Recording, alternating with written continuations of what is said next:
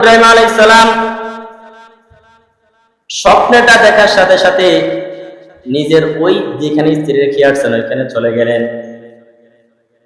হাঁটতে হাঁটতে যাওয়ার পর দেখলেন যেখানে হাজরা আলাইহিস সালামকে রেখে আসছেন ওইখানে অনেকগুলা বাড়িঘর হয়ে গেছে। কি হয়ে গেছে? বাড়ি, অনেক বাড়ি হয়ে গেছে।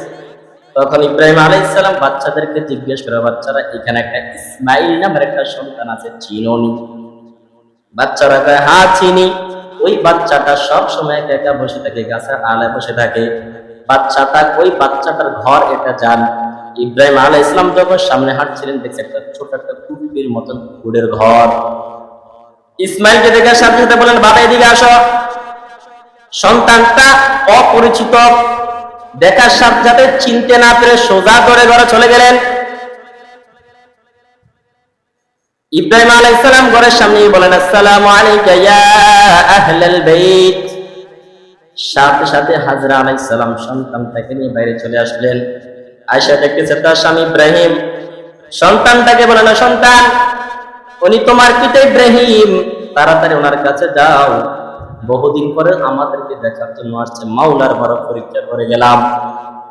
ইব্রাহিম আলাইহিস সালাম যতই সন্তানকে দেখছে মায়া, অন্তরে মায়া বারবার ঘাটছে। তখন হাজরা আলাইহিস সালামকে বলেন, হাজরা আমরা মালিকের দাওয়াতে যাব, সন্তানটাকে সুন্দর করে সাজাইয়া দাও। হাজরা আলাইহিস সালাম মনে করলেন হয়তো দুনিয়াবি কোনো বাচ্চার বাড়িতে যাবে, এই কারণে হয়তো সাজানোর জন্য বলছে। সুন্দর করে ইসমাইল আলাইহিস সালামকে সাজাইয়া দিলেন। যখন বাবার সাথে রওনা হয়ে গেল, ইব্রাহিম আলাইহিস সালাম সোজা রাস্তা দিয়ে হাঁটতেছে, পিছনে ইসমাইল হাঁটতেছে। হাজরা আলাইহিস সালাম ঘরের সামনে দাঁড়া দাঁড়া কান্না করতেছে, চোখের পানি পড়তেছে। 6টা বছর পর বাবা আসলো। বাবা ছেলের মহব্বত দেখে আনন্দে কান্না শুরু হয়ে গেল, চোখের পানি টপ টপ করে পড়তেছে। একটু দূর যাওয়ার পর শয়তানের মাথা গরম হয়ে গেল। শয়তানকে যদি হাজরার ধোঁকা না দেওয়া যায় তখন তো পুরো উম্মত গুলো শেষ পর্যন্ত সব উম্মত এই আমলে করবে, একটু ধোঁকা দিয়ে দেখি। হাজরাকে বলে, হাজরা তোমার স্বামী ইসমাইলকে কোথায় নিয়ে যাচ্ছে জানো নি? কনা কোথায়? আমি জানি। কোথায়? তো মালিকের দাওয়াতে নিয়ে যাচ্ছে। না না, সে ইব্রাহিম আলাইহিস সালাম তোমার সন্তানকে জবাই করার জন্য নিয়ে যাচ্ছে পাহাড়ের উপর, মিনা বাজার ওইখানে। বলে শয়তান, একটা বাবা কখনো সন্তানকে জবাই করতে পারে না। শয়তান বলে এমনিতে জবাই করে না, আল্লাহর হুকুম আসছে। হাজরা আলাইহিস সালাম কয়, শয়তান যদি আল্লাহর হুকুম হয়েও থাকে আমার একটা ইসমাইল কেন, যদি আল্লাহ আরো ইসমাইল দান করে সবগুলো আল্লাহর রাস্তায় কুরবানি করে দিব। সুবহানাল্লাহ। তখন শয়তান দেখলো হাজরাকে ধোঁকা দিয়েও কোনো লাভ হয় না, সোজা চলে গেলেন ইসমাইল আলাইহিস সালামের কাছে। ইসমাইলকে বলেন, ও ইসমাইল তোমার বাবা থেকে চুরি আছে, তোমাকে জবাই করতে নিয়ে যায় পাহাড় উপরে, তুমি কি জানো? বাচ্চা মানুষ কিছু বুঝে না। বাবা বলেন, বাবা আপনি নাকি আমাকে জবাই করার জন্য পাহাড়ে নিয়ে যাচ্ছেন? ইব্রাহিম আলাইহিস সালাম বলেন, বাবা শয়তান পাথর মারা শুরু করে দিল। এইভাবে 3 জায়গায়, কয় জায়গায়? 3 জায়গায় শয়তানের ওয়াসওয়াসা, 3 জায়গায় পাথর মারা শুরু করছে। আজ পর্যন্ত যত হাজির হজ করতে যাবে ওই 3 জায়গায় পাথর মারা লাগে না, হজ কবুল হবে না। যারা হজ করতে গেছেন তারা জানে, ইতিহাস অনেকে জানে।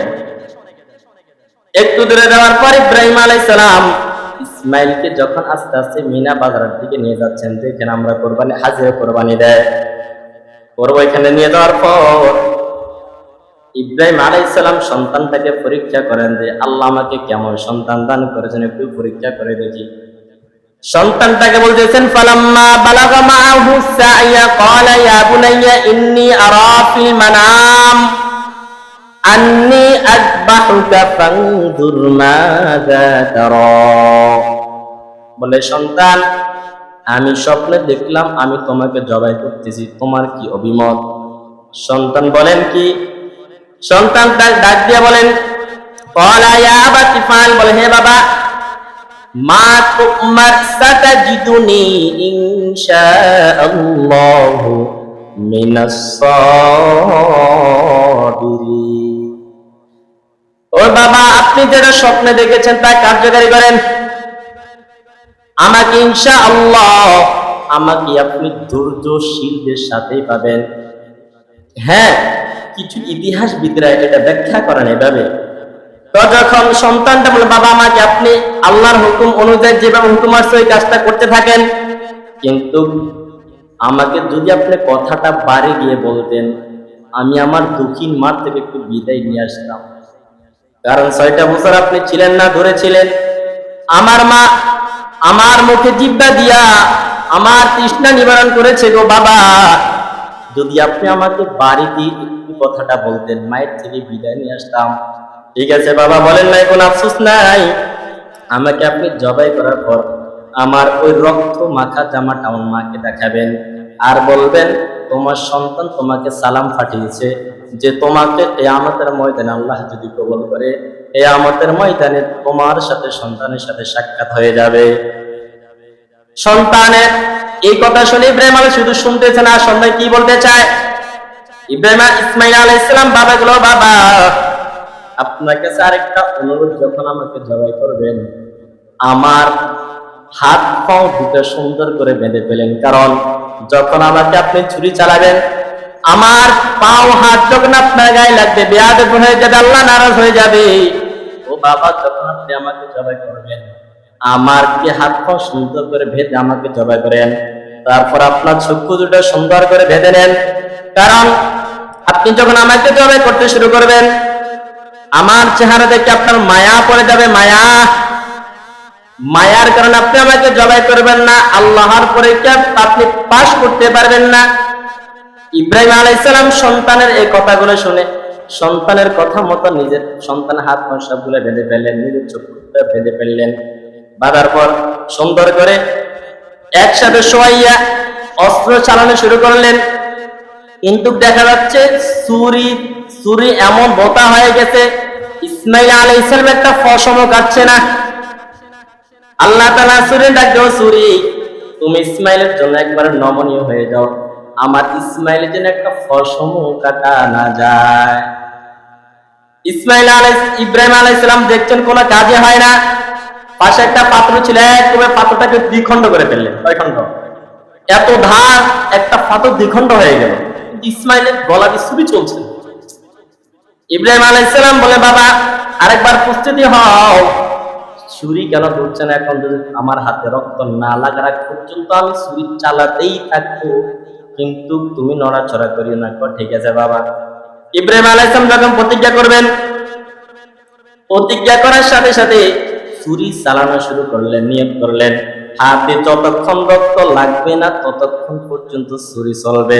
ছুরি চালাচ্ছে কিন্তু রক্ত এখন লাগছে না। আল্লাহ তাআলা জিবরাইল ডাক দেবে, জিবরাইল তাড়াতাড়ি জান্নাতে একটা দুম্বা নিয়ে যাও, দুম্বা। জিবরাইল আলাইহিস সালাম দ্রুত একটা দুম্বা নিয়ে ছুরি নিচে শোয়াই দিলেন, সাথে সাথে দুম্বাটা জবাই হয়ে গেল, হাতে রক্ত লাগছে। রক্ত লাগা দেখে চোখটা খুললেন, হিয়ার আগ মুহূর্তে যখন দুম্বাটা আনার আগ মুহূর্তে জিবরাইল আলাইহিস সালাম আসমান থেকে আওয়াজ দিলেন, আল্লাহু আকবার, আল্লাহু আকবার। ইব্রাহিম আলাইহিস সালাম বলেন, আল্লাহু আকবার, আল্লাহু আকবার।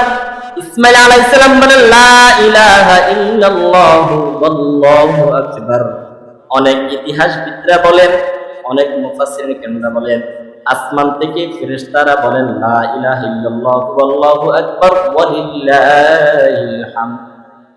যখন চোখটা খুললেন দেখলো অপরিচিত একটা দুম্বা জবাই হয়ে গেল।